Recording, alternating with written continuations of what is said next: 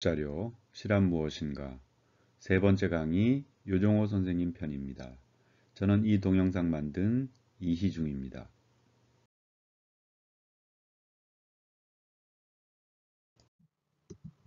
자, 유정호 선생님이 어떤 분인지 잠깐 알아보겠습니다. 자, 여기 이력이 있고요. 선생님 모습을 먼저 볼까요? 제가 특이하게도 이번에는 최근 모습부터 보여드릴게요. 이 조선일보에 실렸던 이 글, 이 사진이 비교적 최근의 모습인 것 같습니다. 선생님 1935년생이잖아요. 지금 60대 중반, 80대 중반이 되셨어요. 근데 제가 이 모습을 제일 먼저 보여드리는 이유는 제가 오래전에 유정호 선생님을 가끔 1년에 가끔 뵀어요. 그런데 그 모습과 너무 달라져서 저는 선생님 연세 드시면서 좀 모습이 달라지셨구나. 살도 더 많이 찌신 것 같고요. 그러니까 물론 이제 사람은 나이 들어가면서 여러분도 그렇습니다. 이제 10년 후, 20년 후 모습이 조금씩 바뀌기 시작할 거예요. 그래도 제가 옛날에 자주 뵐 때 제 모습하고 많이 달라서 제가 잘 아는 모습을 지금부터 자 조금 더 전입니다. 한 좀 전에 먼저 봤던 신문보다는 한 10년 정도 이런 것 같아요. 이것도 신문에 실린 모습입니다. 그러면 좀 더 가까운, 좀 더 먼 과거의 사진이 이겁니다. 이건 제가 아주 익숙한 사진입니다. 제가 자주 뵐 때가 아마 이 정도 연세일 때가 아니었나. 이때 선생님이 아마 현재 제 나이쯤 되지 않았을까? 현재 제 나이보다 조금 더 연세 드셨을 때가 아니었을까? 좀 비슷하거나 그럴 된 것 같습니다. 흑백이니까 좀 더 옛날 사진일 거라는 심정을 강하게 갖도록 하죠. 어, 굉장히 매력적인 분이고요. 또 젊은 사람들에게는 좀 반전이라고 할 정도의 캐릭터를 가지고 있어요. 우리나라에서 좀 이따가 이 양력을 간단하게 훑어볼 때 나오겠지만 평론을 문학평론을요. 특히 시가 이제 이분 평론의 중심 영역입니다. 그런데 평론을 가장 긴 세월 동안 가장 왕성하게 써오신 분입니다. 물론 보통 신문 칼럼도 많이 쓰셨고요. 그리고 그 글들이 다 특히 우리처럼 시를 공부하는 사람에게는 굉장히 도움이 되는 그런 글을 써오셨죠. 시와 문학에 대해서는 거의 살아있는 분들 중에서 최고수 수준이 아닐까 그렇게 생각합니다. 그리고 저는 또 개인적으로 이분한테 고마운 일을 겪은 그러니까 은혜를 입은 처지라서 마음적으로 굉장히 친근하게 생각하고 자주 뵙진 못하지만은 늘 제 인생에는 참 훌륭한 분이다. 은혜를 잊지 말아야 될 분이다 이렇게 생각합니다. 자세한 사정은 지금 이 강의에서 이야기하기는 좀 곤란하고요. 개인적으로 저는 선생님 때문에 유정호 선생님 때문에 큰 도움을 받은 사람입니다. 힘들 때 격려받았고 위로를 받았어요. 자, 이력 읽어보겠습니다. 유정호 선생님 한자 이렇게 쓰고요. 영문학자고 문학평론가입니다. 시에 대해서만 쓰신 건 아니지만 이분이 쓰신 글의 거의 대부분은 시에 대한 글입니다. 충청북도 충주에서 태어나셨고요. 서울대학교 영문학과 졸업, 그리고 미국의 뉴욕 주립대학교 대학원에서 공부하셨습니다. 수학했다 이렇게 나오잖아요. 이건 닦을 숫자 쓰거든요. 이런 경우는 졸업은 못하신 걸 의미합니다. 대학원을 졸업한다는 것은 학위를 받는다는 거거든요. 학위를 받지 않고 대학원을 졸업할 수는 없어요. 대학원은 마무리는 꼭 학위입니다. 그러니까 제가 알기로는 여러 가지 문학에 대한 이해나 실력으로 선생님이 학위를 못 받으실 분은 아닌데 무슨 사정이 있었겠죠. 그 사정을 저는 자세히 모르고 있습니다. 학위는 박사 학위는 받지 못하셨지만 워낙 공부를 많이 하셨고 문학에 대한 이해가 깊고 영문학에 대한 이해 또한 깊고 하기 때문에 일찍이 대학교 교수를 하셨어요. 공주사범대, 공주사범대학교 이화여자대학에서 영문학 가르쳤고요. 말년에 정년퇴직을 몇 년 남겨놓으신 걸로 기억하는데요. 연세대학교 국문과로 가셨어요. 영문학 전공자인데 국문과로 가신 걸 봐서 우리가 이분의 평론이 우리 한국문학의 발전에, 한국문학의 지평을 넓히는데 얼마나 큰 기여를 했고 그것이 국문학과 또는 국문학을 전공하는 사람들에게도 높게 평가받고 있는지를 미루어 알 수 있습니다. 영문학 가르치던 분을 국문과에서 교수님으로 모셔왔으니까요. 석좌 교수는 이제 연세 좀 드신 분들을 모시는 자리입니다. 석좌 교수로 퇴임하면서 교직 생활을 마감했습니다. 65세면은 교수는 정년 퇴임을 하게 되거든요. 그 이후에는 이제 석좌 교수로 계시게 되는데 이건 학교마다 조금씩 다를 텐데 석좌 교수 퇴임이 70세일 수도 있고 75세일 수도 있고 그렇습니다. 문학적으로 선생님 어떻게 살아오셨는지를 볼까요? 1950년대에 평론가로 등단하셨습니다. 그러니까 제가 가장 오랜 기간 활발하게 평론 활동을 해오신 분이다라고 말하는 근거는 50년대부터 평론을 쓰기 시작했기 때문이에요. 이분 연배나 조금 아래 연배도 이렇게 일찍부터 평론을 시작하신 분이 거의 없거나 시작하셨더라도 진작 이미 오래전에 평론을 접거나 또는 돌아가시거나 한 경우가 많기 때문입니다. 50년대 후반에 평론가로 등단하셨고 그리고 여기 나열된 것 같은 훌륭한 평론들을 발표했어요. 굉장히 뛰어나고 중요합니다. 이분이 35년생이니까 60년에 이분 연세가 어떻게 돼요? 25세잖아요. 그죠? 그러니까 굉장히 젊었을 때 평론을 시작하신 거예요. 50년 전쟁 때 이분의 나이가 15이었습니다. 그런데 후반기라고 하면은 그로부터 7년 정도 지난 후라고 볼 수 있지 않겠어요? 6년, 7년, 8년. 6년, 7년, 8년 돼봤자 20대 초반이에요. 20대 초반부터 아주 만만찮은, 아주 탄탄한, 그리고 한국 문단을 깜짝 놀라게 하는 평론들을 쓰기 시작하십니다. 그리고 이제 50년대 후반에 이미 이때 20대 초반인 거죠. 현대문학 신인상 받았고요. 62년도에 아직도 30 안 넘었습니다. 평론집 냈어요. 비순수에서는 이 평론집도 유명한 평론집입니다. 그 후로 굉장히 많은 책들을 특히 시와 관련되는 많은 책들을 내셨고 특히 중간에 있는 이 시란 무엇인가와 문학이란 무엇인가는 대학생들의 교재, 시론 또는 문학 예론 이런 과목의 교재로 선생님이 있으신 건데 제가 보기에 조금 어려워요. 대학 고학년 또는 대학원생들이 읽기에 훨씬 더 적합한 것 같습니다. 어떻든 지금 이 다음 슬라이드부터 보게 되는 유종 선생님 시에 대해서 이렇게 저렇게 이야기하신 것은 이 시란 무엇인가라는 책에서 제가 발췌한 겁니다.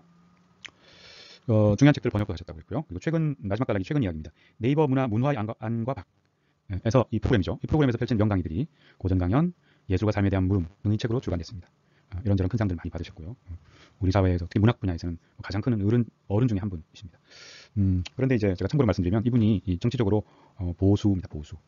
이분이 이제 박정희 대통령의 공로를 크게 인정하고 그리고 진보에 동의하지 않고 보수적인 주장을 꾸준히 견지하신 것은 가난 체험 때문에 그래요. 이분은 이제 이분의 아버지께서는 이 충청북도 시골의 선생님이셨어요. 고등학교 선생님. 그때는 학교 선생님도 경제적으로 굉장히 어려웠습니다. 학교에서 월급이 뭐 아주 적게 또는 더러는 안 나오는 때도 있었습니다. 이분이 이제 젊은 날에 전쟁 때 10대였으니까요. 전 6.25와 6.25 직후에 우리나라가 얼마나 가난하고 어려웠는지를 그야말로 절대 잊을 수 없을 정도로 이분의 청년기 체험 속에 각인되어 있는 거예요. 그런데 이 박정희 대통령이 일단 가난으로부터 그것을 벗어나게 해줬다는 겁니다. 이것을 유종 선생님은 잊을 수 없다는 거예요. 이분의 그 보수적인 입장은요, 그렇게 간단하지가 않아요. 공부를 많이 하시는 분이기 때문에요. 그러니까 그렇게 함부로 쉽게 보수 입장을 가지신 게 아니에요. 그러니까 혹시 이제 젊은 이분에게 문학을 배우고 저처럼 책으로 또 배우고 했던 사람 세대들은 대체로 박정희 또는 전두환 이런 대통령의 시절을 겪으면서 또 그 문제를 젊은 시절에 고등학교 대학교 시절에 아주 절실하게 느낀 세대들이기 때문에 대체로 진보에 가까운 입장을 가지고 있는 수가 많습니다. 이분의 청년들도 반대였던 거죠. 무능한 나라, 무능한 정권에 대해서 또 훨씬 비판적이고 적극적인 체험을 이분은 했던 거죠. 그래서 저렇게 되어서는 안 되겠어라고 생각해서 유종 선생님은 보수 입장을 가진 거고요. 이분보다 한 세대 아래인 저 같은 세대들 중에서 진보 쪽이 좀 더 많은 이유는요. 보수 또는 극단적인 보수 또는 독재 정권이 가지는 문제점들을 훨씬 더 비판적으로 경험했기 때문에 그 반대쪽에서 가능성이 많은 거죠. 어떻든 저는 이분을 문학 비평의 측면에서는 이분의 관점이나 이분의 통찰을 굉장히 존경하는 사람입니다. 그렇게 아까 말씀드렸지만 개인적으로 또 은혜를 입은 바도 있고요. 그렇지만 정치적인 입장 또는 현재 우리나라의 정치 현실을 바라보는 입장은 좀 다릅니다.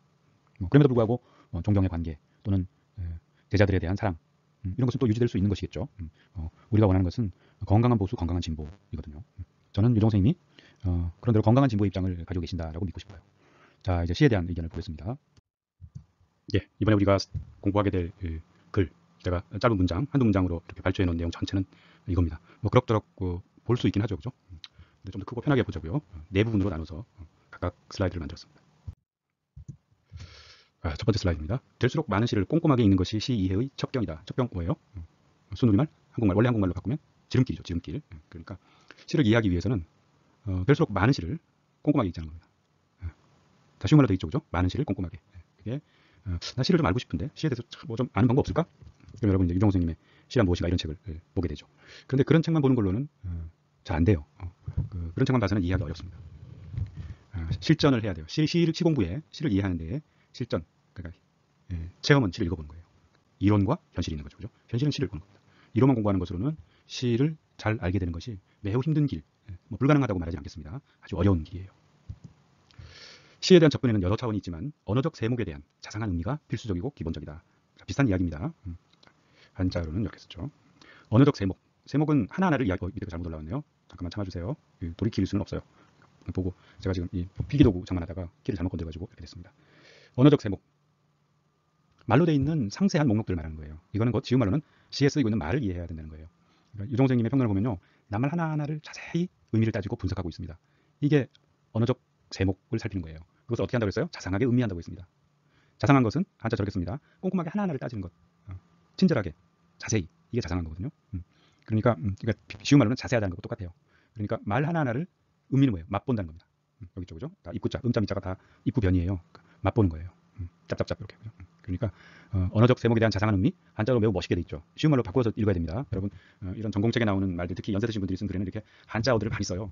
그대로는 얼른 내 몸에 영양가 있는 것이 되게 어려워요. 순간적으로 쉬운 말로 바꿔야 됩니다. 그러니까 아까 제가 언어적 세목은 말 하나하나라고 했죠. 낱말 하나하나, 그죠? 자상한 의미는 낱말 하나하나를 골똘히 들여다보고 생각해 보는 거죠. 그게 시공부의 기본이라는 거예요. 시의 의미가 산문적인 전언, 산문적인 메시지. 산문은 되게 뭐 자기 하고 싶은 말을 직접적으로 쭉 해나가는 겁니다. 가능한 한 생략 없이 자세히 설명해 주죠. 예를 들기도 하고요. 반복하기도 하고요. 시는 그런 서비스 잘 안 하잖아요.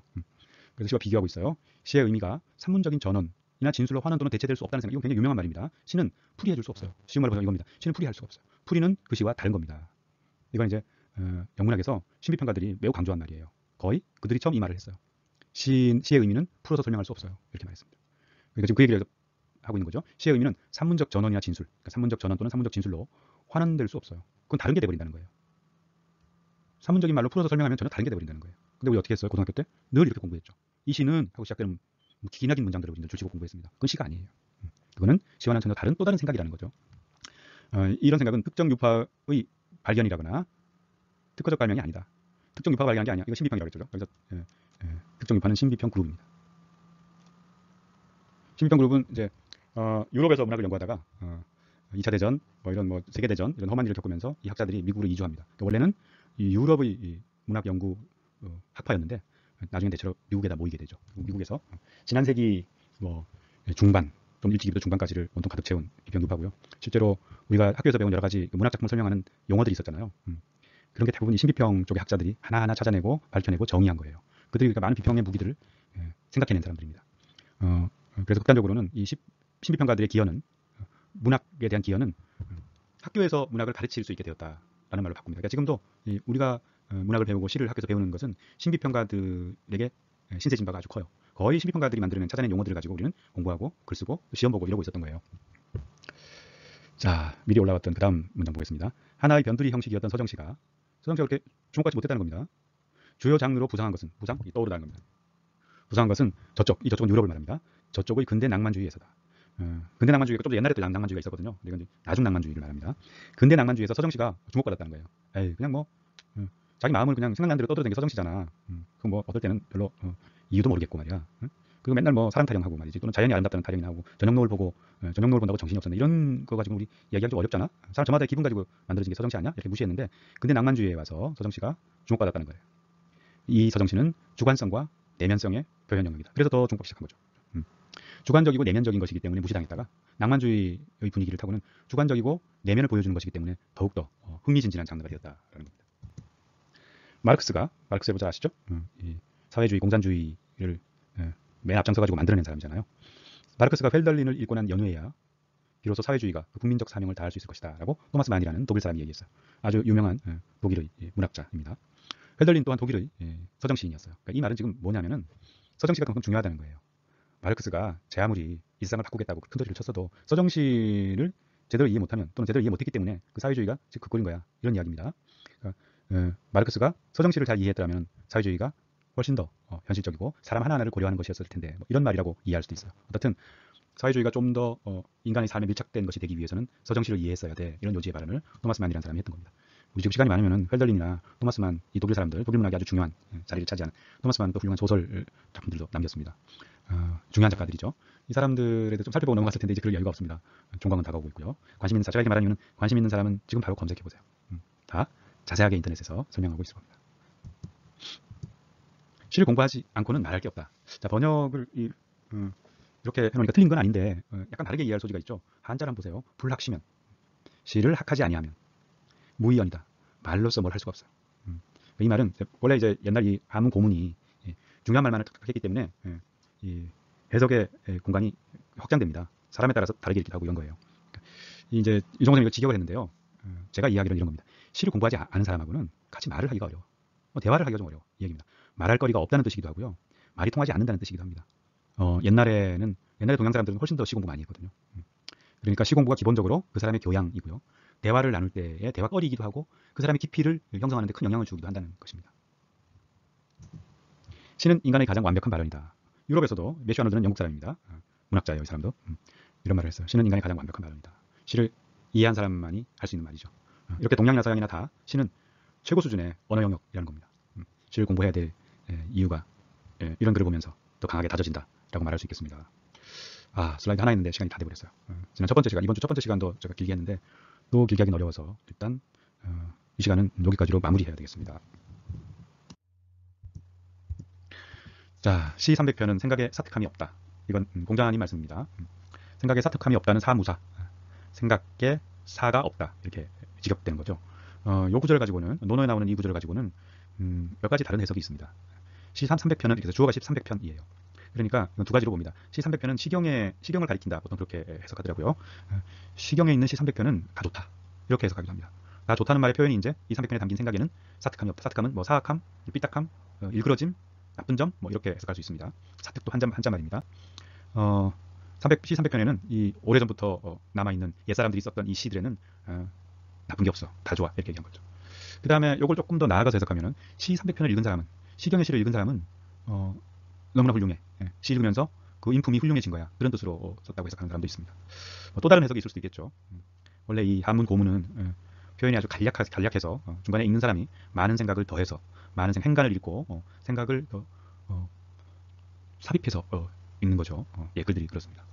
그러니까 시 300편을 그냥 주어로 해놨기 때문에 이게 300편 자체가 그렇다는 건지 300편을 읽은 사람은 그렇다는 건지 이렇게 해석이 갈라진 거죠. 사특 한자 이렇습니다. 온유함과 돈독함은 시가 가르치는 바이다. 자, 그러니까 시 안에는 온유함과 돈독함이 있다는 거예요. 온유 한자 보세요.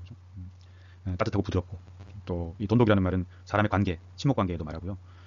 무슨 사람의 성품 뭐 이런 걸 말할 때도 씁니다. 두텁고 바르다 그런 뜻이죠. 시가 원래 온유함과 돈독함이 시의 사실 거의 전부다. 시를 많이 읽으면 온유함과 돈독함을 취하게 된다, 얻게 된다, 배우게 된다 이런 말이죠. 아주 동양의 고전적인 시관입니다. 마음속에 알 수 없는 설렘이 사랑이고 그리움임을 알게 되는 것, 그것은 대개 문학 경험을 통해서이다. 자, 여러분 이해했죠? 문장이 조금 복잡하지만요. A는 문학 경험을 통해서다 이렇게 됐고, 그 A가 긴 절입니다. 그게 첫 번째 줄 전부 다를 차지하죠. 이게 주어입니다. 우리 마음속에, 사람 마음속에 생기는 알 수 없는 설레임, 그게 사랑이구나, 이런 게 사랑이었구나, 그리고 그런 게 그리움이구나, 이런 것을 깨닫게 되는 것이 되게 문학 작품을 통해서라는 거예요. 여러분도 그렇죠. 여러분 과제 중에 누가 그런 말 써낸 사람이 있더라고요. 어떤 시를 읽으면서 이런 마음이 사랑이구나 라는 것을 알게 됐다는 겁니다. 그래서 이게 이제 옛날에 문학이 사람이 경험할 수 있는 문화적 체험의 거의 전부 다였을 때는 이 말이 거의 100% 맞았죠. 사랑에 대해서 알게 되는, 남녀간에 이런 일이 있을 수 있구나, 또 이성을 생각하는 마음이 이런 거구나를 되게 소설을 읽다가, 시를 읽다가 알게 된다는 거예요. 근데 요즘은 이제 이 매체가 다양해졌죠. 문학을 대신하는 유사 매체들이 많이 생겼습니다. 대표적으로 뭐죠? 영화, 텔레비전 드라마, 또 만화 이런 것들이 그렇죠. 결국 이게 이제 서사 또는 서정을 포괄하는 문학이, 저는 그렇게 생각합니다. 문학 전공자니까 그런지 몰라도요. 문학이 뿌리고 거기서 파생돼 나간다고 생각해요. 드라마, 희곡, 희곡은 뭐 시나 소설 못지않게 역사가 오래된 거긴 하죠. 연극은요. 어쨌든 이 세계가 문학의 기원이라면, 좀 핵심적인 문학의 기원이라면 거기에 수필 같은 거 더 포함시키기도 하죠. 수필 또는 교술 이런 장르요. 어쨌든 이 소설이 핵심이고요. 거기에 희곡까지 포함해서 이게 문학경을 우리에게 만들어주는 기본 텍스트들이잖아요. 이 텍스트들을 통해서 사람들은 사랑이나 그리움에 대해서 알게 되었다, 이런 이야기입니다. 시작품을 꼼꼼히 읽는다는 것은 이러한 고도의 암시성에 민감해지고 충실해진다는 것을 뜻한다. 앞에 아마 암시성, 문학이 가지고 있는, 시가 갖고 있는 고도의 암시성에 대한 이야기가 앞에 나왔을 거예요. 근데 제가 이 문장만 그냥 남겼습니다. 너무 길어지니까. 어쨌든 시를 꼼꼼히 읽는다는 것은 시 속에 암시되어 있는 것들, 어떻게 말하면 좋을까요? 일종의 보물찾기 같은 거죠. 여러분 보물찾기 다 해보셨죠? 되게 어릴 때 어디 들로산으로 놀러 나가면은 선생님들이나 그 모임을 이끄는 어른들이 미리 곳곳에 뭘 숨겨놓죠. 외국인 학생들도 이런 경험 해보셨죠? 뭐 어디나 비슷하지 않을까요? 아이들이 굉장히 즐거워하잖아요. 소풍을 갔는데, 어디 산에 갔는데 보물찾기 해라 이렇게 해서 한 30분이나 1시간 동안 아이들을 풀어놓죠. 그럼 이제 돌틈에 나무 뿌리 사이에 여러 가지 뭘 숨겨놓습니다. 대개 종이로 된 못을 숨겨놓고 그걸 찾으면 거기에 쓰여 있는 물건을 어른들이 주는 걸로 이렇게 하죠, 그죠? 풍선, 이런 풍선 받는 거고요, 연필 받는 거고, 이렇게 되죠. 그러니까 시도 시인들이 그 안에 뭘 숨겨놓는다는 거예요. 의미를 독자들이 찾아내도록. 이런 것을 암시성이라고 말할 수 있습니다. 암시는 어두운 방법으로, 희미한 방법으로 보여준다는 거잖아요. 어두울 암자입니다. 그러니까 시에는 보물찾기처럼 시인이 숨겨놓은 의미들이 있는데, 시를 꼼꼼히 읽음으로써 그 숨겨놓은 의미들을 찾아내게 된다는 거예요. 그렇죠? 이 과정이 좋은 시는요 아주 흥미진진해요. 우리가 소풍 가서 보물찾기 하는 것처럼. 그런데 이제 좋은 시가 아니면 이게 좀 따분하거나 지루하거나, 과연 숨겨놓은 거 맞아? 이런 의심도 하게 된다는 거죠. 그러니까 좋은 시일 경우 그 작품을 꼼꼼히 읽는 것, 이거 굉장히 중요한데, 꼼꼼히 읽는 것은 이런 암시성을 같이 즐기는 거예요. 암시성에 민감해지고 충실해진다는 것을 의미한다. 알겠습니다. 고도 암시성, 이렇게 한자 밝혀놨습니다. 현대시가 어렵다는 불평의 발설자는 대체로 독시 경험이 적은 사람들이다. 현대시가 어렵다는 말 자체도 남의 흉내를 내어 말해보는 것에 지나지 않는다. 자, 약간 과장을 하고 있죠, 글 쓰는 사람이. 일단 현대시가 어렵다는 불평의 발설자 오른쪽에 한자 밝혀놨습니다. 그러니까 그 이야기를 처음 하는 사람, 이런 뜻인데요. 사실 그냥 발설자는 주로 범죄, 나쁜 일 이런 데 주로 씁니다. 그 이상한 소문의 발설자는 누구야? 이렇게 말하잖아요, 그죠? 처음 그 설을 퍼뜨린 사람이 누구야? 그런데 이제 이 부분이 약간 과장하고 있다는 거죠. 현대시가 어렵다는 불평의 발설자, 현대시가 어렵다고 말하고 다니는 사람을 가리키는 거죠. 그 사람은 대개 시를 많이 안 읽은 사람이야. 이게 독시 경험이 적은 사람입니다. 시를 별로 안 읽은 사람이 그런 소리 하고 다니는 거예요. 독시, 시를 읽는다, 그죠? 그 사람이 말하는 현대시는 어려워, 그래서 나 싫어, 현대시 어려워, 이렇게 말하는 것도 사실 자기가 경험한 게 아니라는 거예요. 독시 경험이 적으니까요. 그냥 남들이 그렇게 말하더라, 에이 나도 시 읽기 싫고, 읽으면 그냥 화만 나고 나도 싫어, 아예 안 읽으면서 그냥 남들 누가 하는 말 따라한다는 거예요. 시 어려워, 현대시 어려워, 그래서 나 안 읽어, 이렇게 말하게 된다는 겁니다. 여러분들 중에도 있죠. 현대신은 어려워서 싫어 이렇게 말하는 사람요. 그런 사람한테 유정호 선생님이 예, 야단치는 거예요. 쉬운 시와 어려운 시가 있다고 하기보다는 좋은 시와 좋지 않은 시가 있다고 하는 편이 더 맞다. 다시 고쳐주는 겁니다. 쉬운 시와 어려운 시가 있는 게 아니고 좋은 시와 좋지 않은 시가 있는 거예요. 자, 이 말은 풀어서 읽으면 이런 겁니다. 쉬운 시가 곧 좋은 시고 어려운 시가 좋지 않은 시고 이렇게 되는 건 아니에요. 시를 크게 우리 특히 우리처럼 시를 읽으려고 하는 사람들에게 도움되는 충고는 시는 두 가지가 있다 이렇게 말하는데 그 두 가지가 야 쉬운 시 어려운 시가 있어 이렇게 말하면 안 된다는 거예요. 좋은 시와 좋지 않은 시가 있습니다. 좋은 시 중에는 쉬운 시도 있고 어려운 시도 있어요. 좋지 않은 시 중에도 쉬운 시가 있고 어려운 시가 있습니다. 최악은 어려우면서 좋지 않은 시예요. 우리한테 시간 낭비하게 하고 헛수고하게 하는 겁니다. 언어에 대한 엄격성은 자연 앞에서의 경건함과 마찬가지로 인간 품성의 도야와도 관련된다. 자, 핵심은 뭐죠? A는 B와 관련된다 이거죠. 언어에 대한 엄격성은 인간 품성의 도야와 관련된대요. 언어를 잘 가려서 제대로 써야 돼. 이런 태도가 언어에 대한 엄격성이겠죠. 그냥 대충 쓴 거야. 따지지 마. 그냥 그때 내가 대충 말한 거야. 마음 상하지 마. 이런 태도는 언어에 대해서 엄격한 게 아니에요. 너 말 조심해. 너 농담을 하더라도 그런 말은 하면 안 될 것 같아. 그냥 우리 순수한 농담을 즐기자. 거기에 너의 감정이나 정치적인 판단, 종교적인 편견 같은 거 넣지 말자. 이런 거죠. 이런 태도는 언어에 대한 엄격성이라고 말할 수 있습니다. 이런 것은요. 그 사람 인품과 관련된다는 얘기예요. 도야는 한자, 요 네 개 중에 맨 끝에 나오는 겁니다. 도야. 도야는 도는 도자기 할 때 도자입니다. 도자기를 굽는 일, 도자기를 빚는 일을 가리킵니다. 야는요. 쇠물을 녹여서 쇠로 된 형태를 만들어내는 걸 가리켜요. 그러니까 아주 중요한 일이죠. 왜 중요한 일이죠? 한번 만들면 고치기 어려워요. 도자기요. 잘못 만들면 그대로 깨버립니다. 돌이킬 수 없는 일들이에요. 아주 소중한 일이에요. 그죠? 그러니까 인품을 닦아나가는 일이 그렇게 중요하다는 겁니다. 인품을 닦아나가는 일이 도자기 빚는 일 또는 도자기 빚고 굽는 일 또는 쇠물을 가지고 모양을 만들어내는 일과 같다. 그렇게 보는 거죠. 그러니까 인품을 닦는 일이 그렇게 소중하고 귀한 일이라는 거죠. 그런데 이게 자연 앞에서 경건함을 느끼는 것도 마찬가지라는 거죠. 이건 삽입된 겁니다. 부사어예요. 자연 앞에서의 경건함과 마찬가지로. 이건 우리의 이해를 돕기 위해서인데 또 하나의 정보를 주고 있죠. 자연 앞에서의 경건함을 느끼는 것도 굉장히 소중한 일이에요. 아무나 갖는 거 아니에요. 자연 앞에서의 경건함 이것도 인간 품성의 도야와 관련된다는 거예요. 언어에 대해서 엄격하고 자연 앞에서 자연을 두려워할 줄 알고 자연의 아름다움을 느낄 줄 알고 이런 것은 인간성과 관련되는 거다. 이겁니다. 자, 세 번째로 넘어갑니다. 시가 주는 즐거움의 소홀치 않은 부분은 말놀이에 의존하고 있다. 무슨 얘기예요? 시는 말놀이와 깊이 관련이 있다 이겁니다. 그러니까 뭐 소홀치 않은 이거는 우리 전라도 말에서 많이 나오죠. 소홀치 않다. 솔찬다 이렇게 줄여서 말하는 이게 소홀치 않다라는 거예요. 소홀하다, 귀하게 대하지 않는다는 거 소홀하다. 소홀하지 않다. 함부로 하면 안 될 만한 부분, 소홀히 대하면 안 될 부분, 많은 부분 중요하다. 솔찬다는 것은 대단하다라는 뜻입니다. 이 유정호 선생 고향은 어디였죠? 충청북도예요. 충청북도 말에도 소홀치 않다라는 말을 쓰는 모양이죠. 아니면 이제 유정호 선생 배운 말을 지금 여기서 일부러 쓰시는 걸 수도 있겠네요. 그러니까 이 문장의 중요한 점은요. 시에는 말놀이가 아주 중요하다는 거예요.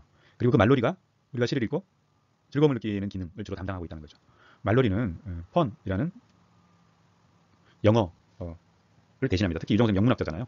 펀이라는 그 영어를 그대로 쓰기 싫어서 말놀이라는 말을 바꿨습니다. 펀은 문학 이론 또는 문학 연구자들, 문학 비평 이론에서 굉장히 중요하게 씁니다. 말 가지고 이렇게 재치 있게 또 사람 웃기려고 쓰는 여러 가지 장치들을 문학 안에 할 수 있죠. 특히 요건 이제 좀 좁은 의미에서는 동음이의어라고 해요. 동음이의어. 소리는 똑같은데 뜻이 다른 말들 많이 있잖아요. 그죠? 그거 가지고 이제 재밌게 논다. 이게 이제 시도 많이 그렇게 한다. 그게 시 읽으면서 우리를 즐겁게 해주고 웃게 만들어주는 부분인 거다. 이 얘기를 유정호 선생님이 하고 계신 거예요.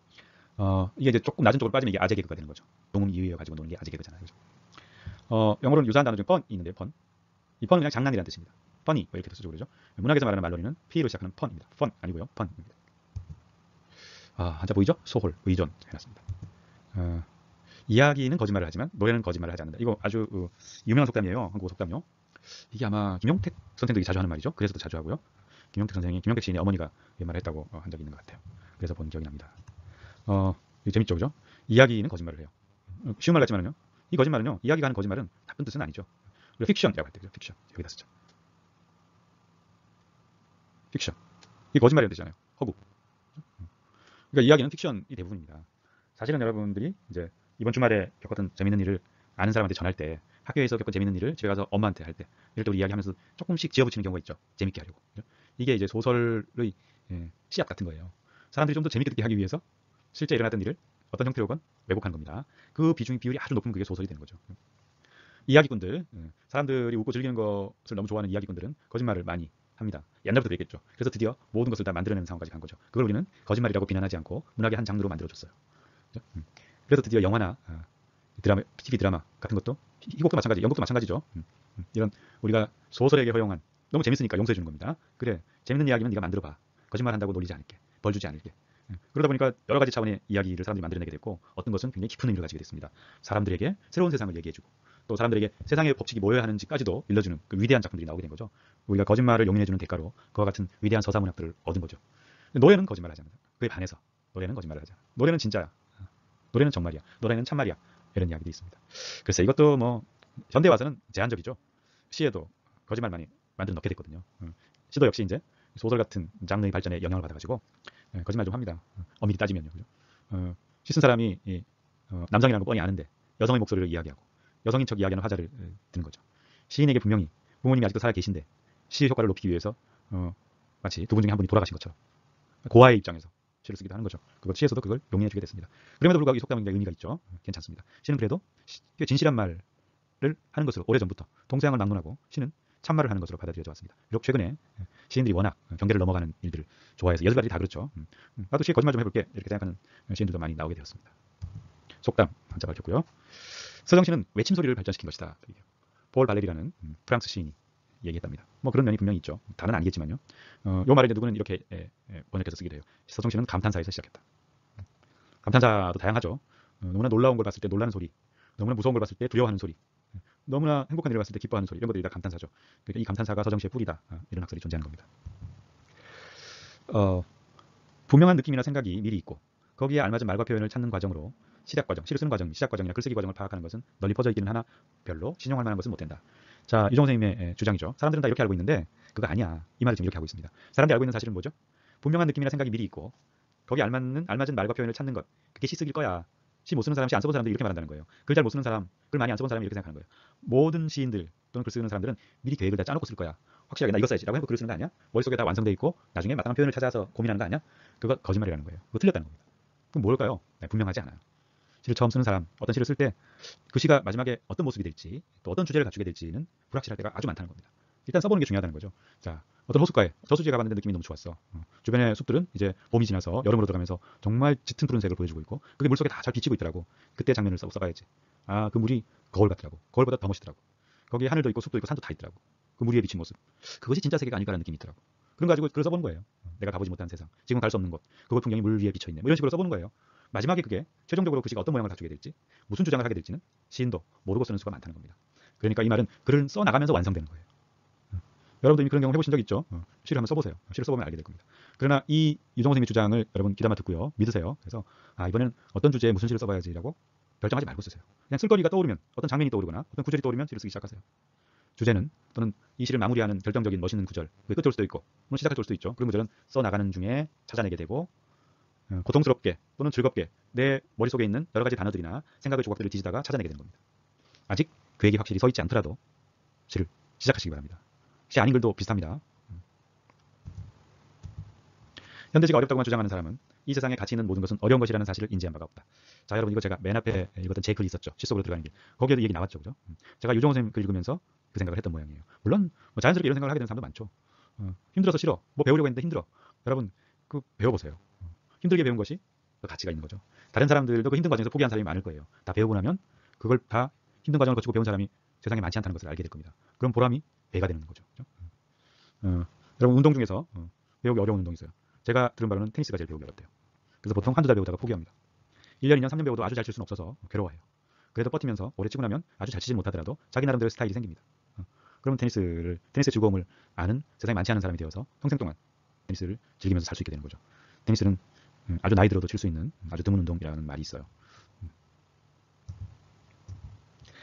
한 작품의 의미를 되새기거나 그 모호성이나 다이성을 검토하는 것은 분명히 시가 주는 즐거움 중 하나이다. 자, 또 다른 문장 속에 표현하고 있지만 중요한 건 뭐죠? 시가 주는 즐거움은 약간 어려운 것을 찾아가는 것이다. 앞에도 나왔죠? 암시성이라고 했죠. 그죠? 암시성. 모호성, 다이성이 비슷한 겁니다. 조금 어렵거나 이게 여러 가지 뜻이 있을까? 이 뜻일까? 이런 걸 찾아보는 것이 시를 읽을 때 즐거운 일, 시를 계속 읽게 만드는 일 중에 하나라는 거예요. 누구는 그런 것 때문에 포기하죠. 뭐가 이렇게 어려워? 야, 이거 같기도 저거 같기도 헷갈려서 안 되겠어. 아이 포기야. 이렇게 말하지만 시 읽는 방법을 안 사람은 이런 것 때문에 더 즐겁게 시를 읽을 수 있게 된다는 겁니다. 모호성, 다이성 한자 이렇습니다. 시의 매력은 모호성에 있다. 똑같은 얘기죠. 그죠? 같은 얘기입니다. 제1 언어를 마스터하지 못한 시인을 우리는 상상할 수 없다. 자, 가능한 한 영어를 많이 아시지만 가능한 한 한국어로 말하고 글 쓰고 싶어 하는 분인데도 마스터를 넣었네요. 그죠? 마땅한 선생님 뜻을 잘 담아줄 만한 마땅한 한국어 없다고 생각하셨나 봐요. 굳이 바꾸면 뭐죠? 더득하다. 더득. 그런 말을 바꿀 수 있을 것 같아요. 뜻은요. 제1 언어 모어를 가리킵니다. 엄마에게 배운 말이요. 모국어 아닙니다. 모어입니다. 모어. 모국어보다 모어가 더 정확하다고 하죠. 마더텅입니다. 이 어머니한테 말을 배우지 않은 사람도 마더텅이 있는 거예요. 어머니 역할을 한 분이 가르쳐준 말이 되는 거죠. 어머니, 할머니하고 자랐다고 할머니가 그 말을 가르쳐주셨잖아요. 그렇다고 그랜드 마더텅이 되는 게 아니고요. 그게 마더텅이 되는 거예요. 누구에게나 가장 잘하는 언어가 있습니다. 제일 먼저 배운 언어, 그걸 제1언어라고 합니다. 제1언어를 충분히 알지 못하는 사람이 시인이 될 수는 없다는 거예요. 그러니까 여러분, 제1언어의 시인은 뿌리 내려야 한다. 그겁니다. 자, 시간이 좀 지났죠. 이번 시간에도 또 슬라이드 한 장을 남기고 끝낼 수밖에 없습니다. 좋은 시란 번역 불가능한 것이고 번역을 통해서 잃어버리게 되는 것이야말로 시다. 같은 이야기죠.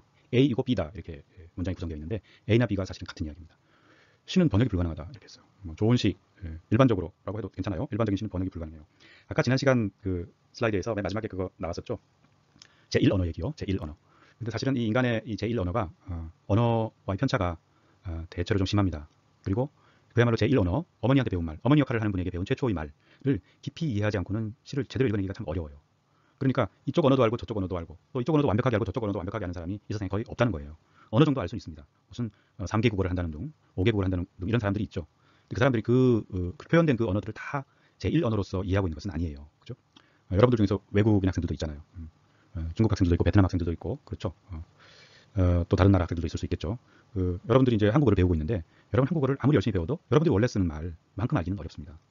보통 세상의 사람들이 많이 하는 말은 그 코미디 얘기하죠. 그죠? 코미디 개그. 한국에서는 저기서 개그라고 합니다. 그걸 이해하는 것이 그렇게 어렵다고 그러잖아요. 그 나라의 코미디언 또는 개그맨들이 하는 소리를 듣고 동시에 같이 웃을 수 있으면 그 사람이 그 외국어를 이해한 수준이 매우 높다고 봅니다. 그보다 더 어려운 게 시예요.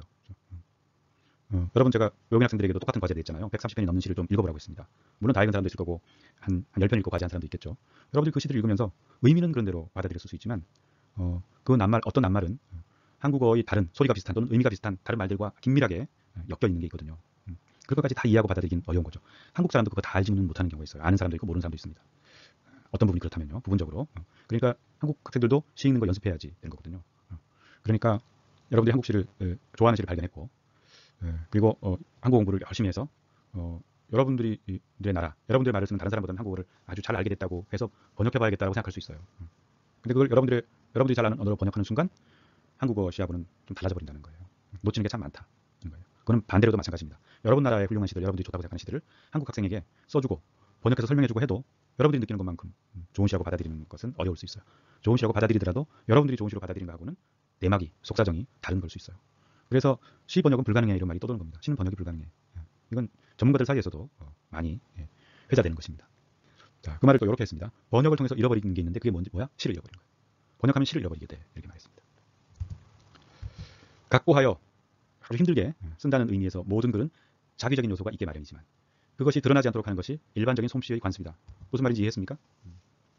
그러니까 아주 힘들게 너무너무 힘들게 살이 파이는 것처럼 그렇게 힘들게 글을 쓴다는 거예요. 그렇게 쓰는 글들은 사실은 좀 꾸미는 거잖아요. 그냥 입에 나온 대로 쓴 게 아니라 그걸 고쳐보는 거거든요. 그렇게 말하면 자기적인 요소가 들어간다는 거예요. 자기적인 요소는 뭐죠? 억지로 만들어내는 거예요. 그러니까 글을 힘들게 공들여서 오랫동안 쓴다는 것은 꾸미는 요소가 어떤 형태로건 들어간다는 겁니다. 인공적인 요소가 들어간다는 거죠. 그렇죠? 그런데 정말 좋은 글은 그 자기적인 요소가 표가 안 나게 한다는 거예요. 무슨 말인지 아시겠죠? 그죠? 글을 잘 못 쓰는 사람은 억지로 썼다는 것을 들켜요. 그러나 정말 잘 쓰는 사람의 글은 이거 자연스럽게 썼구나 이렇게 보이게 만든다는 거예요. 자, 여러분 관련되는 거 제가 한 가지 말씀드릴게요. 다른 나라도 그렇겠죠. 즉흥적으로 쓴 시야 이런 말이 있어요. 옛날 중국의 당나라 시인 이태백이 술 마시고 난 다음에 그냥 주르륵 말한 거야. 한국에도 지금 살아있는 시인 중에서 그렇게 잘난 척하는 사람이 있어요. 그 시는 내가 그 자리에서 그냥 생각난 대로 쭉 말했는데 그게 그 시야. 이게 다 거짓말입니다. 좋은 시는 그렇게 될 수 없어요. 물론 어떤 사람들이 모인 자리에서 자기가 자 지금 내가 갑자기 생각났으니까 시 한 편 읊을게요. 쭈루루루 한 것은 사실일 수 있어요. 그러나 그 시는 그 사람 머릿속에서 이미 오래전부터 초고가 완성되고 뭐 계속 다듬어 온 것일 가능성이 많아요. 대체로 옛날에 썼던 어떤 시와 매우 닮아 있을 가능성이 많습니다. 그러니까 저는 그렇게 생각해요. 세상에 뛰어난 시 중에는 즉흥시는 존재하지 않는다. 모르겠어요. 천재적인 시인은 그냥 말하는 대로 하룻밤에도 수십 편 썼다는 사람도 있긴 하니까요. 그런 경우는 예외로 하고 대체로 여러분들이나 저처럼 보통 사람의 수준에서는요. 열심히 쓰는 거 좋아. 열심히 쓰지만 그렇게 억지로 만들었다는 냄새는 안 나도록 꾸며야 돼. 그 수준까지 가야 돼. 시에 대해 비슷한 수준의 안목을 가지고 있으면서도 구체적 작품에 대한 평가나 선호는 얼마든지 달라질 수 있다. 이거 굉장히 중요한 이야기입니다. 이게 어떻게 보면 시 공부의 불가사의한 면, 신비로운 면이라고 할 수도 있고요. 운명적인 면이라고 할 수도 있죠. 매우 특징적인 면이라고 할 수도 있습니다. 다 시를 잘 아는 사람이에요. 부족함이 없습니다. 그러나 구체적인 작품을 읽고 평해보세요. 소감 말해주세요. 라고 말하면 많이 다르다는 거예요. 저도 이거 느낀 적이 있습니다. 옛날에 제가 시 좀 안다는 사람 나름대로 시인이거나 또는 시를 연구하는 직업이 거의 똑같은 그런 사람들 한 20명쯤 되는 사람들하고 같이 매달 한 번씩 모여서 똑같은 시집을 읽고 서로 의견을 나누고 토론한 적이 있었어요. 그런데 저마다 다 시라면 어디 가서 나 시 좀 아는데 라고 했을 때 빠지지 않을 사람들인데 같이 모여서 얘기해보면 똑같은 시집 한 권을 읽고도 괜찮게 평가하는 시와 별로네 라고 평가하는 시가 너무나 다른 거예요. 사람마다 다 달랐습니다. 이건 정답 없다라는 얘기의 증거죠. 시 읽기에는 정답 없어요. 그러니까 내가 읽은 것도 하나의 관점일 수 있는 거고 내가 좀 더 오래 가다듬으면 누구도 비판할 수 없고 발목 잡을 수 없을 정도로 논리를 만들면 내가 본 것도 훌륭한 그 시를 보는 하나의 방법이 될 수 있다는 거죠. 사람마다 다 다르다. 문학작품 향수에 있어서 사사로운 경험에서 나온 정감의 배제는 불가능하며 소망스러운 것도 아니다. 무슨 얘기예요? 좀 어렵게 썼지만요. 일단 향수는 향기로운 냄새가 나는 물 그게 아니고요. 요 향수입니다. 이건 즐기다는 거죠. 즐겁게 받아들이는 거예요. 문학을 즐기는 것 이렇게 말하면 됩니다. 문학작품을 즐기는 자리에서 사사로운 경험, 개인적인 느낌 말하는 거예요. 사사로운 경험에서 나온 정감, 개인적인 느낌. 그게 굉장히 중요하다는 거예요. 그것을 배제하는 것은 불가능하고 바람직한 것도 아니다 그 말입니다. 바꿔 말하면 뭐죠? 우리는 문학작품 읽을 때 내 개인적인 경험에서 나온 그 문학작품의 부분이나 전체에 대한 내 느낌, 그건 굉장히 중요한 거라는 거예요. 이건 내 느낌이니까 지우자. 나만의 느낌일 거야. 이렇게 하면 안 된다는 거예요. 문학작품, 시, 소설, 희곡을 즐길 때는 내 경험에서 나온 것들이 끝없이 그 작품을 읽는데 윤활유로 작용합니다. 그리고 더욱더 내 마음속에 깊이 와닿는 체험을 할 수 있도록 도와주는 거예요. 그러니까 여러분 문학작품 읽을 때, 특히 시 읽을 때 옛날에 내가 만났던 어떤 사람 이야기, 옛날에 여행하면서 가봤던 어떤 장소의 생각이 나는 것을 절대로 쓸데없는 일이다, 부질없는 일이다 라고 해서 숨기거나 억누르지 말라는 이야기입니다. 우리가 어떤 작품에 끌린다는 것은 분석과 검토의 산물이 아니다. 작품에 끌리기 때문에 그 까닭을 분석하고 검토하는 것이다. 혹은 전혀 당기지가 않기 때문에 까닭을 헤아려 보는 것이다. 무슨 얘기예요? 이 작품 괜찮네 라는 것은 내가 그 작품을 오랫동안 읽어보고 결론 내린 게 아니라는 거예요. 오히려 이 작품 괜찮네는 그냥 딱 볼 때 느끼는 겁니다. 2번이나 3번 읽으면 우리는 알게 돼요. 이 작품 괜찮네. 나하고 호흡이 잘 맞네. 나하고 궁합이 맞네. 내가 좋아할 만한 시네. 이걸 알게 되는 거예요. 여러분 영화도 어떤 장면만 봐도 금방 알죠. 주인공이 나와서 하는 대사나 화면의 구도나 색깔만 봐도 이거 내가 좋아할 만한 영화네. 금방 알 수 있잖아요.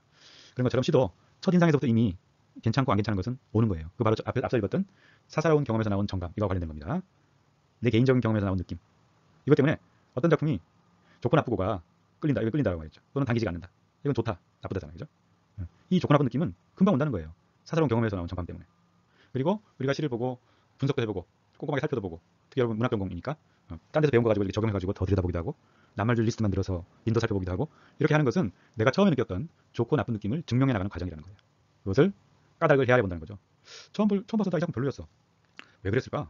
왜 별로지? 그걸 찾아보는 과정. 그게 처음 느낌의 후속 과정이라는 거죠. 나중에 따져보는 것이다.